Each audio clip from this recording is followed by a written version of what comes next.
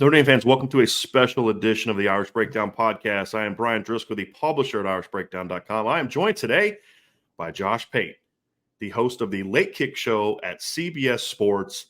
You all have been clamoring for me for a year to get Josh on the show, and we have Josh on the show, and we are going to talk Notre Dame football, college football, whatever our hearts desires for the next little bit. So, Josh, I just want to begin by thanking you for taking the time to come on our show.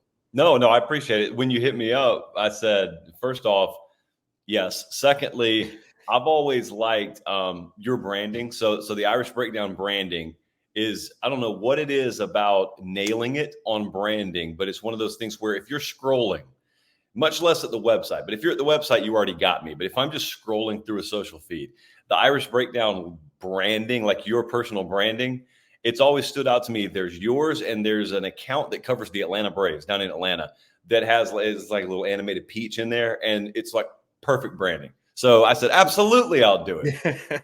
Well, I'll tell my wife that you said that because she's the one that designed the logo, and she's the one that came up with Irish Breakdown. So we appreciate that very much, Josh, and that's what we're going to do, man. We're going to break some things down today, and I just want to begin with just the latest fervor that has happened about Notre Dame. And as I said to Notre Dame fans, guys, this isn't new. This is kind of rinse and repeat every offseason during the slow time. There's something that makes people talk about Notre Dame. So I just want to kind of begin, Josh, with just your thoughts on the latest discussion about Notre Dame, which is this very weird started on First Take, and then, of course, everybody has to jump in and pile in about how Notre Dame, one, is irrelevant, and two, hasn't won anything. And I've shared my thoughts, and I want to hear your thoughts on just on where this has come from, and then I'll get into why and all that. But just what was your response when you first heard this, the First Take, and then, like I said, everybody else kind of decides they want to pile on. So you need to understand, and the listeners and viewers should understand how this would happen for me. When it happens for you guys, you probably have your group text, or you go over to the Notre Dame boards that you're a part of, and everyone sings the same chorus. It's ridiculous. It's laughable. And then you just hate on whoever said the ridiculous thing. I'm from the deep South. So I grew up being taught to despise Notre Dame, and I grew up in a social circle of people who think in many ways the same things that, the Stephen A's of the world would espouse. So for a long time, I got taught that. And I'm not talking like, a Sunday school teacher's beating me over the head with it or anything like that, but I was immersed in that kind of culture. All right. So it really helps that we were able to elevate the show that I do to the level that it is, because it's a national show. And I'm able to go all across the country. And I've been able to go to several Notre Dame games, been able to see the staff, meet the staff, just interact with folks there several times. But more importantly, when you get over on the media side of things, I've been able to understand the intricacies of being able to do what Notre Dame's done with NBC for a long time. So anyway, when I got to that level, I looked and I said, hold on, I've been hating on Notre Dame my entire life. They're not doing anything I wouldn't have done. They're not living any way that I, as a program, much less as a person, wouldn't want to live if I could afford myself the opportunity to live that way. So that made me totally ostracized from my social circle. They know not to even talk to me about Notre Dame anymore. However, when something like what you're talking about happens, and there's a viral clip or there's something said on some kind of national airways, they all send it to me. So when that happens, you guys get mad because it got said. I get mad because it got said. And also I know I'm going to have to see it in 15 or 20 different individual texts that I'm going to get that day. I thought it was, as you said, predictable, also ridiculous. It's usually a telltale sign that you're relevant when someone's talking about you outside of the season in which you play. So that's the first thing. The second thing is I do the drill down technique anytime someone wants to come at me about this. So it's very easy to be in a crowd of 50 people and people just start throwing barbs at Notre Dame. You got to separate one from the pack, find one individually, get them off to the side and say, what is it specifically? And let them go the route they want to go. If they want to go the overrated route, say, what are they rated? First off, what is Notre Dame rated? And they won't have an answer for you. And then you say, well, okay, who are they not beating that they're supposed to beat? You could choose whatever metric you want to, rankings, odds, whatever. They'll quickly probably, if they have half a decent brain in their head, realize they're wrong. They're not overrated. They're actually properly rated. I feel the same about Penn State.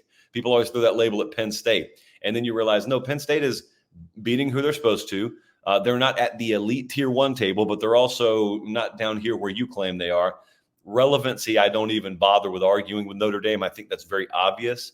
But like you said, I don't need a calendar to know it's February. I just wait for that talk to happen every year. And when that talk happens every year, it's probably February. It never goes away. It's ridiculous. What are they, like double-digit win seasons 6 out of the last 7 years? Wasn't that what it is? Yeah, and the one exception was 9-4, a 9-4 season in 2022, Freeman's first year. Yeah, You know what? 17, 18, 19, 20, 21, and 23. So 6 of the last 7. Yeah, so I get this with Penn State a lot. It's the reason I draw a comparison to Notre Dame and Penn State a lot. So when someone will say things about a team these days, or a coach, it seems like you're either elite or you're trash. There's just no in between, which is just it's ignorant talk, really ignorant. But then when you start to add a little common sense to the room, you realize, no, there's a whole lot of middle ground. There's like a ton of middle ground. When I look at where Notre Dame has been and where they are, there's a big difference in saying they're overrated, et cetera, versus, hey, I wish we could just take that 1 or 2 final rungs up the ladder. I wish we could take 1 or 2 steps up. Totally fair. That's a nuanced conversation. You could have it about Notre Dame. I've had it about them. I've had it about Penn State. I've had it about Tennessee football in the South. It's totally fair to say that. But I speak in terms of rungs on a ladder because there are usually a lot of them. And I just don't know that much attention is paid at all to the middle 7 or 8. It's just the top 2 and the bottom 2, and you're either one or the other. And that is not the way to inject smarter discourse into the conversation. That's the thing, Josh. It's impossible to have like an honest conversation about where Notre Dame is, because I think we could have that. I mean, we could have the conversation of, and this isn't a point I made in an article I wrote, because I think the whole thing is just lazy. That's what I think it is. I think it's like, hey, this sparks emotion. To your point, this kind of conversation that they had is going to spark a strong emotion on one side or the other, which is why it happens. The Notre Dame side is going to be upset. They're going to keep watching it. They're going to want to talk about it. I tried to avoid it for like a week. And then eventually I was like, okay, I have to address this, right? Because people wanted me to address it. And then the other side is, yeah, Notre Dame sucks, and so that's part of it. But we should be able to have a conversation. And I do want to get to this to say, okay, where is Notre Dame's place in the college football world? The on-field aspect, because it seems to me that people have an issue differentiating between the brand and the on-field product. Like I'll hear people say, Notre Dame, I'll make this case. Notre Dame has arguably the biggest brand in college sports, right? And then I'm looking for the argument, the discussion. And the response will always be, well, they haven't won a championship since 1988. I'm like, okay, not at all relevant to the conversation that I'm trying to have. I think that's part of it too, is people don't understand branding. They only look at on-field results. But then my counter to that is, so was Georgia irrelevant in 2020? Because they had gone 40-plus years without winning a title. Was Ohio State irrelevant until 2002? Because they had gone 35 years without a title. Is Texas A&M irrelevant? Because they haven't won a national championship since before the United States got into World War II, right? And so why is this standard, in your opinion, only applied to Notre Dame? Or at least it seems that it's only applied in a national sense to Notre Dame. So I don't think it's exclusively applied to them. I think it's largely applied to them because they are the shark in the room anytime that conversation comes up, because that branding is big. In a way, it's someone admitting that your point is valid because they put the crosshairs on Notre Dame. So that leads to another phrase that I hate. A couple of phrases have popped up in college football and sporting nomenclature that I hate. One of them is meaningless bowl game, meaningless game, stuff like that. Hate that. But also, when you start having these conversations, if I start talking about Notre Dame football, inevitably, some voice is going to fly in from the back of the room and yell, but what have they won? Or, but they haven't won anything. It's the championship or bust mentality. Right. It's dumb enough in pro sports, but in college sports, It's infinitely dumber. There are far more seats at the table. There is far more disparity in have and have not resources. You got asymmetrical boundaries. We call them conferences. Some teams aren't even in a conference. It's all very convoluted. So I am a believer, again, that goes back to the rung system. That goes back to the idea, and I know it may be crazy, but I have this idea that it is possible for you to have accomplished a pretty good deal and not have a championship trophy to show in your trophy case over that time period. And yet you try and have that conversation with folks, some of them, they're mainly anonymous folks on social media platforms, I've found. And it does not matter. It is, well, what have they won? What they've won is a lot of football games. That's what they've won. And so that I used to play this game. I guess I should probably bring this one back. I used to play this game one time where I would give an A-B scenario to someone, and I would say, all right, let's say that I gave you one of two choices. Choice one, you are going to have a guaranteed championship over the next decade, but otherwise the rest of those 9 years are guaranteed to be sub 500. You can have that. Or you can have, you're guaranteed to be the current version of yourself. You're guaranteed to be a very solid program. You're going to be in the hunt every year, but I'm not guaranteeing you a title. Which one do you choose? You would think most people would go with B, because B, logic tells you, is going to give you multiple shots at it. You're betting on yourself, but maybe you get multiple titles. I got buddies who go with A, and it's insane to me. So maybe they value a guaranteed title more than I do. I don't know what it is, but I always laugh at that conversation. Where do you think, and part of the reason I wanted to bring you on, Josh, is because you are a Southern guy, and you obviously are around people that will be this way more. Why do you think there's so much disdain for Notre Dame in that part of the country? Right? Because I can't speak. I was born and raised in Ohio. I can explain to you why Buckeye fans hate Notre Dame, but I can't. I mean, the furthest south. I mean, I lived in Florida for a few months and North Carolina for a few months, but I was playing football. I wasn't really worried about what other people thought about it. Why is there? And obviously, there's different reasons for different people, but generally speaking, why do you think there is the disdain that people have for Notre Dame? And it's from a fan standpoint, but also from a media standpoint, because I think some people do this to get clicks. But I listen to people, they may be doing it to get clicks, but there's a lot of intensity behind that conversation as well. Where do you think that disdain comes? Because I don't think it's as easy as just jealousy. Like I say something or so, they hate us because they ain't us. In some ways, there's truth to that, because they are jealous of the TV contract and the independence, which is a different conversation. But there just seems in some circles, there's a lot more to it than just that. Am I wrong? No. I just think it's layered. So if you are of my generation and you're in the South and you hate Notre Dame, it's a lot more tied to the disproportionate attention you think they get relative to their accomplishments. And also because you don't like that they're not in a conference, and you don't like that they have, their own singular representation in the room, whereas everyone else represents a conference.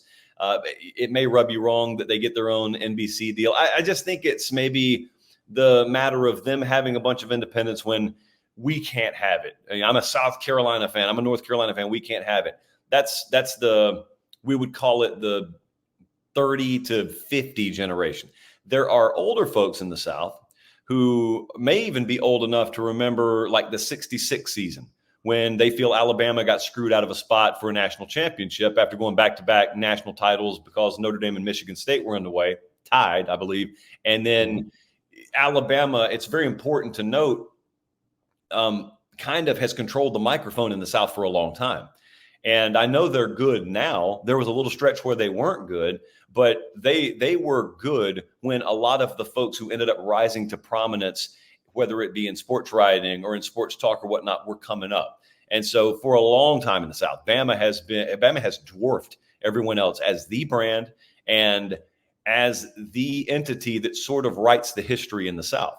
And so folks never forgot that 1966 season. There were a couple of times where they went up against Notre Dame in the early 70s in bowl games, close games. Notre Dame has it go their way both times. And I think they just left such a sour taste in folks' mouths that they also kind of thought there was preferential treatment all along given to Notre Dame. Imagine Alabama folks thinking that. Sure. Yeah, it's hilarious, isn't it? So I think the older generation had their disdain born through that mechanism. And then it gets ingrained in the younger generation, me included. And then also the younger generation finds their own reasons. But the end result is you got a bunch of folks walking around with torches and pitchforks for Notre Dame. And some of them can explain it. Others just want to yell, but it's there. It is absolutely there. What is the obsession with Notre Dame joining a conference? Because this is my point, this whole thing, Josh. I think it's just a lack of people understanding history. And I like, if you go back to the 1988 season, the last time Notre Dame won a national championship, here's the list of here's the top 5 teams in the country. Notre Dame number 1, Miami number 2, Florida State number 3, Michigan number 4, West Virginia number 5. 4 of those 5 teams were independents. Yeah. The only one that wasn't was Michigan. Syracuse was also an independent. Louisville was an independent. South Carolina was an independent. Pitt was an independent. Rutgers, Penn State, and Boston College, Cincinnati, and Virginia Tech. Those teams chose to leave independence. Like I heard one of the dumbest parts of that whole first take response, and this is saying something, because when you say something that's dumber than what Paul Feinbaum says about Notre Dame and Stephen A. Smith says about Notre Dame, you deserve a prize. And that was Christopher Russo's talking about how, why do they get to be independent? Why? And I'm like, Notre Dame never changed. Right. Notre Dame's just kind of sat in their lane. Everybody else decided to leave for greener pastures, while Notre Dame sat here and said, "Hey, we're gonna keep doing what we're doing." Why is there this obsession about Notre Dame joining a conference from especially in the South? People don't know. People mostly don't even know what you just said. So it was a really good one. I'm probably going to use that a lot. When you read off a list of major teams, major brands, major programs from as recently as late 80s, early 90s, I don't think most people in the room would even remember or even know to begin with that there used to be a lot of this independence that you hate so much. There used to be a lot of that. And just because it started to evaporate, it doesn't mean it was inverted. It doesn't mean everyone, God created the entire sport as everyone being in a conference and they walked away from the conferences. That's not the way it works. I do think there's a lot to be said for, just like there is in politics, if you're part of a major party, or in college football, if you're part of a major conference, with that comes major marketing muscle and major messaging muscle. And so I think they've done a really effective job of messaging Notre Dame as the bad guy over here. Never even stopping to mention that, once upon a time we were there and we walked away from it. And truth be told, would love to still be where they are. It's also important to note, and if you look at it from the Notre Dame perspective for a second, it's important to note a lot of the brands you just mentioned. You mentioned Miami, you mentioned Penn State, you mentioned a lot of these folks. A lot of them joined conferences and now they're in a conference, but it's not the one they originally joined, which just goes to show you how uncertain the landscape of college athletics is. And I don't need to tell anybody, even if you're 10 years old, that that's the truth right now. You just need to turn on the internet and go anywhere you want to for your news and look at it. So I always draw it back to this, okay? Find the maddest person in the room about Notre Dame not being in a conference. And I ask, all right, if you're a Tennessee fan, if I were to afford you all that Notre Dame gets, and you also had peace of mind that you had much more control over your fate, you turn that down? Is that what you're telling me? And they said, well, of course, no, I'd take that. Well, what are you mad about? It seems like you're madder at the University of Tennessee than you are at Notre Dame. It seems like you're a whole lot more angry that you guys didn't forge your own path and find your own way. And I've actually had that sort of, like I say, a drill down conversation with folks, and I've gotten them to admit, yeah, you're probably right. Here's what's aggravating. I will observe that same person, once they're back in a group setting, revert right back to form. Yep. Because Texas tried this. I mean, this is what the Longhorn Network was all about. It was because people forget back then, remember, Notre Dame and Texas got together to convince BYU to stay independent or to go independent at the time, because Texas was doing a lot of maneuvering because they wanted to try to say, hey, if we go independent, and if Texas can't do it, who can at that point in time? It's kind of the conversation. But the interesting thing, Josh, here's a little bit of fuel if you're going to use that. In the 1980s, so from 80 to 89, there were 10 national champions. In 6 of those seasons, the champ was an independent. Yep. Miami, Penn State, and Notre Dame. Here's the other part of it. Since leaving independence to join conferences, Penn State and Miami have only won a grand total of 1 national title. Right? That was Miami in 2001. Penn State has not won a national championship since they left to join the Big Ten. Florida State's won 2 since they were a title team in 93. So they won when they left Independence, and then obviously won again in 99 and 13. But like Pitt's never been relevant again since they decided to leave being independent. So we're not talking about like the 1940s and 50s here. We're talking about the 1980s. Right. But yeah, there was color TV and everything. Yes, exactly. I mean, the CBS song that we hear today was still being used back then, right? This isn't like ancient times.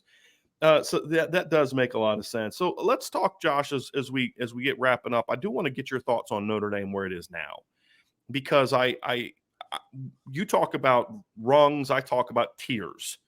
And where do you see Notre Dame's place in the college football world now? Just from your opinion, we can kind of put aside some of the silliness. We've had that conversation. I want to get your opinion now. Where do you see Notre Dame's place in the college football world right now in regard to being an on-field? I'm going to shift to the on-field part now. Where do you see Notre Dame's place right now as an on-field program? The second tier of college football. They're not far off. I think when you look at college football in terms of tiers, it's a lot more helpful. You can do it with programs or you can do it with teams. And Notre Dame, either direction, I'd go tier 2 right now. And we did this exercise the other night. Now, as you could imagine, it devolved into chaos in the comment section. Sure. But again, drill down technique. What are we looking at here? We're looking at stability. I think you've got that with Marcus Freeman. You've also, if you're talking about resources, infinite resources, never have to worry about that. Talent acquisition, I'll get back to in a second, and also on-field results. So the on-field results are there. And I think last year probably stabilized in some people's minds that, okay, maybe there will be longevity with this staff, as opposed to like a Dave Aranda at Baylor that had a big pop season a couple of years ago, but then it's really kind of fallen off a cliff since then. So the on-field and talent acquisition, that's what I think a lot of the attention should be paid and is paid. So I'm really fascinated because where they've lacked is they did not have special perimeter skill last year at receiver. I think it's one of the big questions to watch this spring, outside of, replacing the tackles and stuff like that. But to have gone out there and gotten the names at quarterback out of the portal, whether they even perform or not, just symbolically getting the names that they did last year or this year with Riley Leonard out of the portal, it's very important because of the message it sends.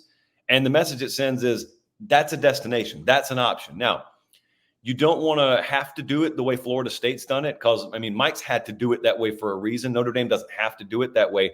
But if you need it, you want to be able to know, we can go get premier talent at this position group, especially the wide receiver position group.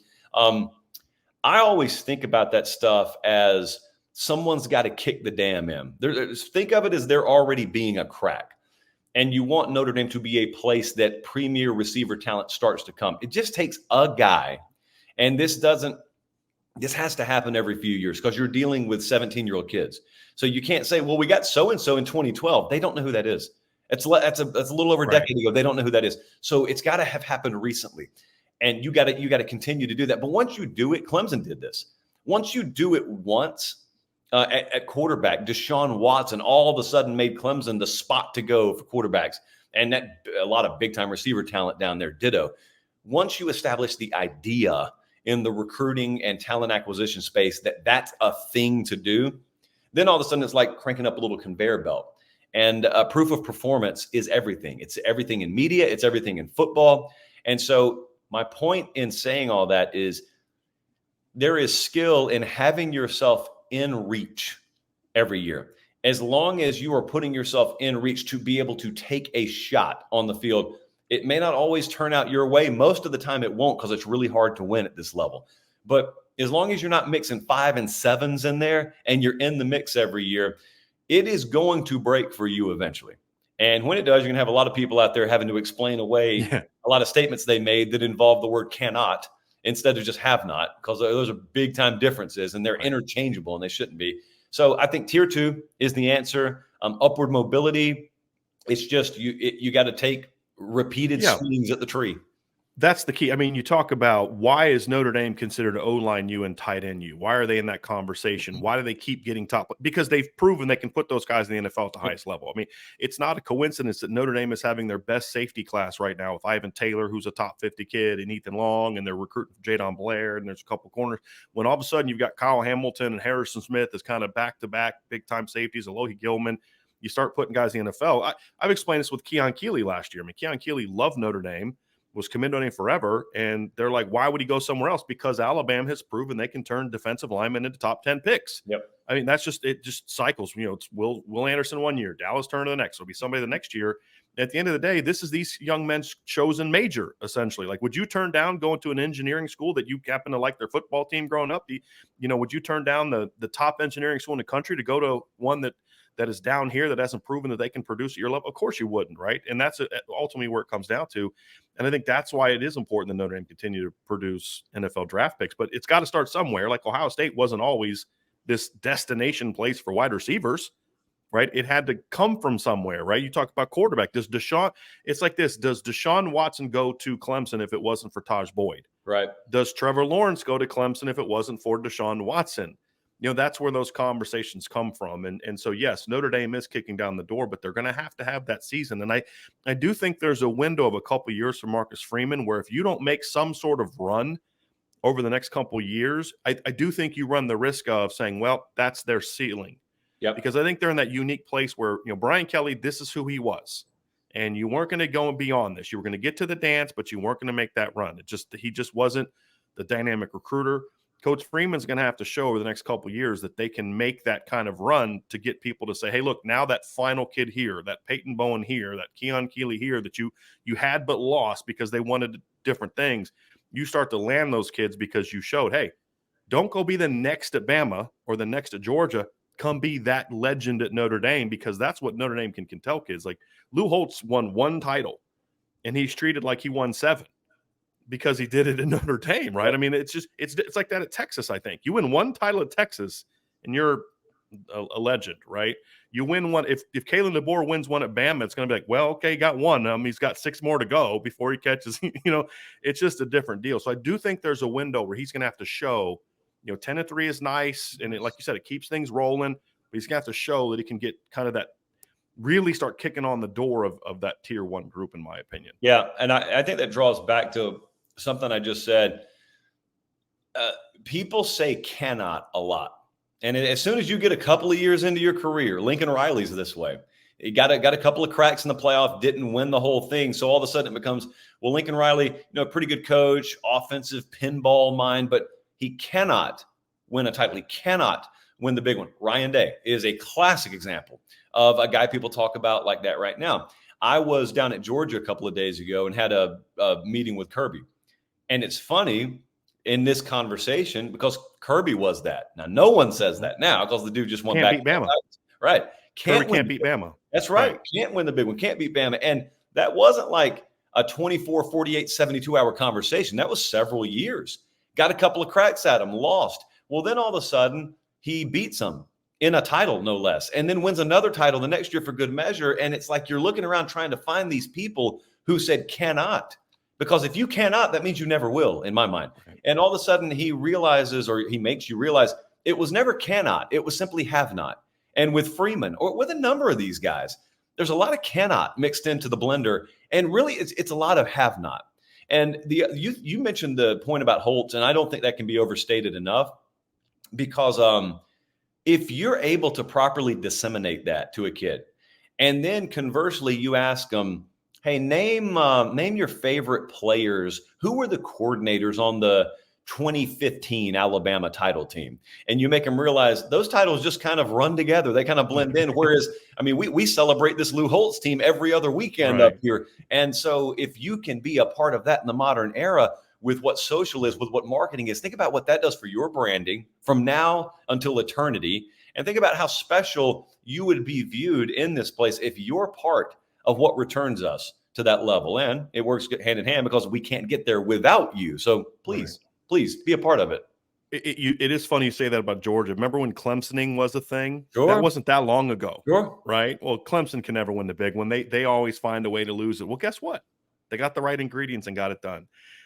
So I appreciate that. And your point is correct. I mean, Notre Dame fans can start listing. They know who the O-line coach was on that 88 team. Oh, I mean, there's an award named for him, now. Yeah. Barry Alvarez is still a legend. If only Barry Alvarez would have replaced Lou instead of Bob Dick. We still have those conversations in Notre Dame circles, Josh. So it is kind of funny. And I think ultimately, circling back, and we'll wrap up with this, Josh, that's why ultimately, if you have the right salesman, this stuff about Notre Dame on ESPN benefits Notre Dame. Right. Yes, it because does. they can point to recruits and say, hey, look, there's a reason, that they're this way. They're afraid of us getting to this and to that and those type of things. And ultimately, if you sell it right, and that's the nice thing about Notre Dame with Marcus Freeman and Chad Bowden, is they have the right people that can sell it.